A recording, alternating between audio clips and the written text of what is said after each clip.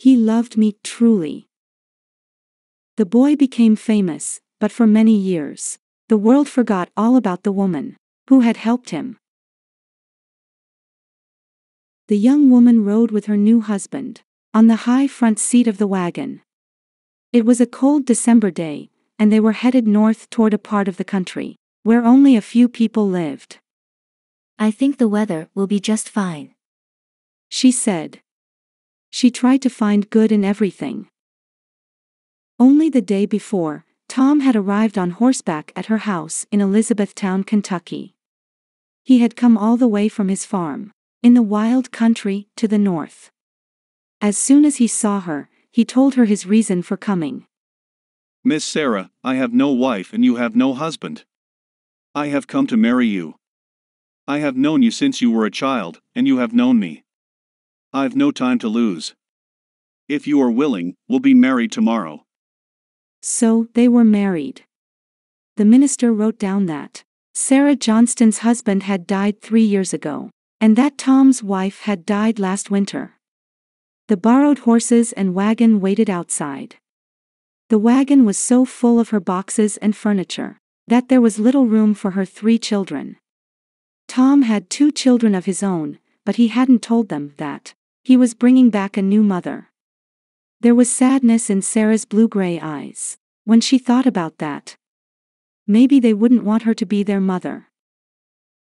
A raft carried the wagon across the Ohio River into Indiana.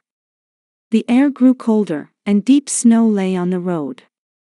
After 5 days, they came to a log cabin beside a little river. The cabin had no windows, and the door was only an opening covered with deerskin. The trees had been cleared away around the cabin to make a farm. Tom shouted, and a little boy came running out of the cabin. He looked as though he had never had enough to eat. His shirt was dirty, and his deerskin trousers were torn. But it was the look in his eyes that Sarah saw. She got down from the wagon, opened wide her arms, and held the boy close. Hello, Abe Lincoln, she said. I think we'll be good friends. Taking stock. Sarah had never been in wild country like this, she had always lived in small towns. Her new home was a one-room cabin with a floor of hard earth. The bed was made of boards with a mattress of leaves. The bed covers were skins and old clothes. 10-year-old Abe and his 12-year-old sister slept on beds of leaves in a little room up under the roof. They climbed up to their beds by means of rounded sticks set into the wall. There were no chairs, only 3-legged stools. The table was a log that had been smoothed on the top side. Dennis Hanks, an 18-year-old cousin of Tom's first wife, Nancy Hanks, was living with the family. He had been trying to cook, but Sarah could see that he had very little equipment to work with. She probably expected a better place than this. But all Sarah said was, Tom, bring me some wood for a fire. I need some hot water. This new mother with the smiling face and pretty hair went to work at once. As soon as the water was hot, she washed Abe and his sister and tidied their hair. When her boxes and furniture were brought from the wagon, little Abe ran his hand over the smooth wood of the beautiful chests. The boxes and chests were full of blankets and clothing, and 100 other things. There were real chairs too, and a loom. And that night, when Abe went to bed, he did not find the leaves. Sarah had carried them out of the house and given him a soft mattress and enough blankets to keep him warm at night. In 2 or 3 weeks, the cabin didn't look like the same place. Sarah worked hard. She could make others work too, even Tom. He had always meant to make the cabin better, but somehow never did. She didn't tell him what to do, she was too wise and too gentle. But Tom found himself making a real door for the cabin and cutting a window for her. He put down a floor of boards too, and covered the inside walls with white water paint. Abe thought the cabin looked wonderful. Sarah wove cloth and made new shirts for Abe. She made him new deerskin trousers and even deerskin shoes. She had a little mirror and held it up so that he could see himself. It was the first time he had ever seen himself.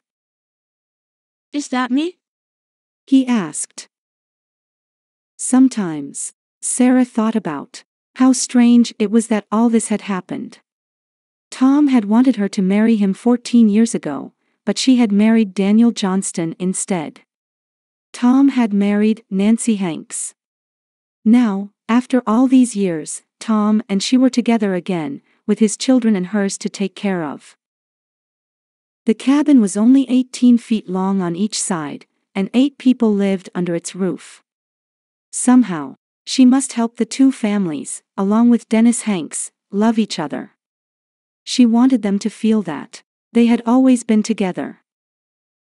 During those first weeks, Sarah worried a lot, especially. She worried about Abe, although he always did what she asked him to, without saying anything. Once, she saw him watching her with serious eyes, when she was making Johnny cake. All my life I'm going to like Johnny cake best, He said suddenly, and then ran out of the cabin. She couldn't quite understand Abe. As Dennis said, There's something strange about Abe. maybe, if she hadn't come to the cabin in the clearing, he wouldn't have lived to be a man. He had always grown so fast, with never enough to eat. But now, after eating enough of her good food, he looked better. He talked more too, and even laughed.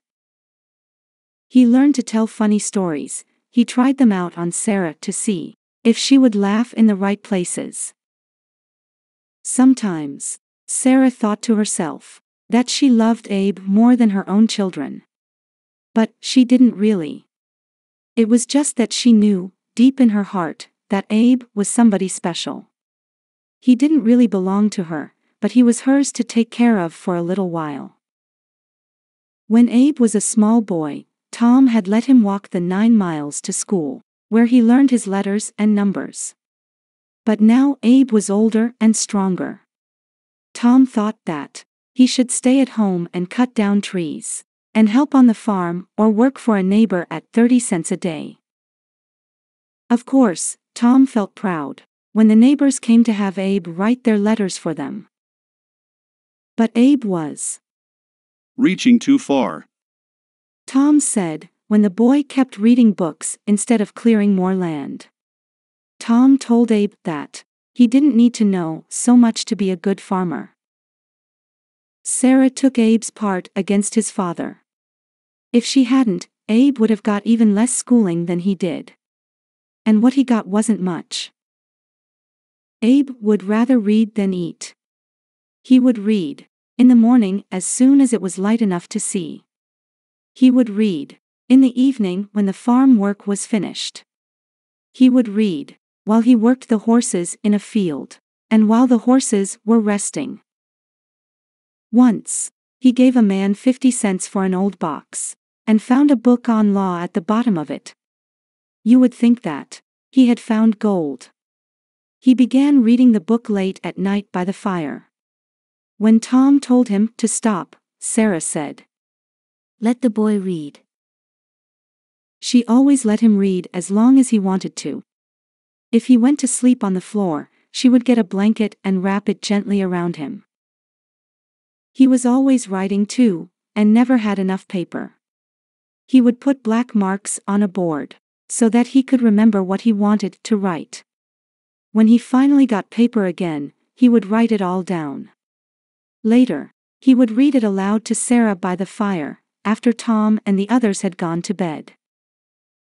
In Illinois. In 1830, Tom decided to look for better farmland, so the family moved to Illinois.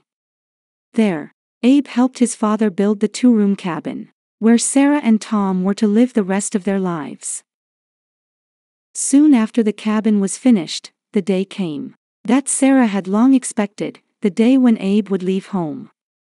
He was a man now, 22 years old, and he had a chance to work in a store in New Salem. There was nothing more she could do for Abe. For the last time, she had taken Abe's part against Tom. For the last time, she had kept the cabin quiet so that Abe could read. At first Abe came back often. Later on, after he became a lawyer, he visited the farm twice a year. Every time Sarah saw him, it seemed to her that his mind was bigger. Other people's minds grew just so big and then stopped, but Abe's kept on growing. Abe told her about his law cases. Later he told her that he had been elected to office in the state of Illinois, and that he had married Mary Todd. After Tom died, in 1851, Abe took care to see that Sarah had everything she needed. Abe becomes famous. When Sarah heard that Abe was going to make a speech in a nearby town, she went there without saying a word to him. It would be enough. It always had been enough. Just to watch him. She was one of the crowd on the street, as he came along in a procession. He was riding in a fine black carriage, lifting his tall black hat from his head, as he bowed to the right and then to the left. She tried to make herself small, but he saw her and made the carriage stop. Then, in front of everybody, he got out of the carriage and went over, and put his arms around her and kissed her. Yes, that was her Abe. She wasn't the kind of person who cried easily, but she cried when he was elected president. In the winter of 1861, before he went to Washington, D.C., he crossed the state to see her. He came by train and carriage over the snowy roads to say goodbye to her. Abe looked tired, and he had a lot on his mind, but they had a fine talk. Even when they were silent, they still seemed to be saying things to each other. When he kissed her goodbye, he said that he would see her soon, but she knew somehow that she would not see him again. He loved me. For years later, they came and told her that he was dead. The newspapers wrote the longest pieces about his real mother, Nancy Hanks Lincoln. That was right, of course. But some people came and asked her what kind of boy Abe had been. She wanted to tell them, but it was hard to find the words. Abe was a good boy, she said. He never gave me an angry word or look. And then, she added. He loved me truly, I think. Sarah Bush Lincoln died on December 10, 1869. Her death passed unnoticed by the nation. For many years, her name never appeared in the books that were written about Abraham Lincoln. But now the place where the Illinois cabin stood is a state park, with a two-room cabin, just like the one that Abraham Lincoln helped to build. And at last people know what Abraham Lincoln meant when he said, "All that I am I owe to my angel mother." He was speaking of Sarah, who became his second mother.